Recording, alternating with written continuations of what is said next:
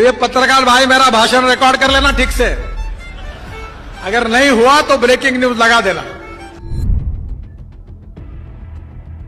चलो शुरू किया जाए फिर सियान एग्रो। इसमें ये सब्जियां उगाकर बेचने से लेकर चावल, चीनी, फर्टिलाइजर और पर्सनल केयर के प्रोडक्ट बेचने का काम करते हैं। कुछ तो आपने पढ़ दिया पर आप ऊपर वाली लाइन ही पढ़ना भूल गए, जिसमें साफ साफ लिखा हुआ है कि दोनों कंपनीज में कोई ऑफिशियल डिस्क्लोजर नहीं है। चलो मान लेते हैं कि दोनों कंपनी सेम ही है, पर इसमें नितिन गडकरी कहां से आ गया? क्योंकि उसका जिम्मेदारी तो उसके लड़के की हुई।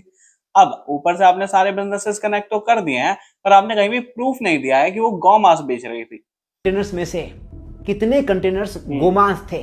और मांस भैंस का भी हो तो क्या क्या हिंदुत्व का चोला ओढ़कर आप मांस का व्यापार कर सकते हैं? मुझे नहीं पता।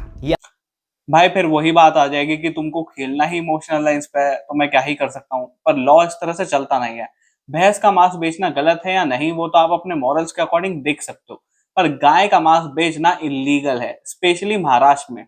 महाराष्ट्र एनिमल प्रिजर्वेशन एक्ट के तहत ये करना ही इलीगल है, गाय को काटना भी इलीगल है। अब क्या सही है और क्या नहीं वो तो तुम अपनी इंस्टाग्राम वाली जनता को बोल सकते हो, पर कोर्ट में जो केस चल रहा है वो तुम्हारे क्लेम्स के ऊपर चलेगा। पहला क्लेम इनका ये था कि नितिन गडकरी गौ मांस बेचता है, जो कि ये प्रूफ नहीं कर पाए। दूसरा क्लेम था कि ट्रक जो पकड़ा गया है उसमें गौ मांस था, उसका भी इन्होंने कहीं जिक्र नहीं किया। जाते जाते मैं यही बोलूंगा कि अगर आपको भी ऐसे इमोशनल नहीं होना है और फैक्ट्स पे बात करनी है तो आप मुझे फॉलो कर सकते हो, क्योंकि मैं इस तरह की इमोशनल बातें नहीं करता जहां पर मैं अपने आप को हीरो दिखाऊं और सामने वालों को विलन।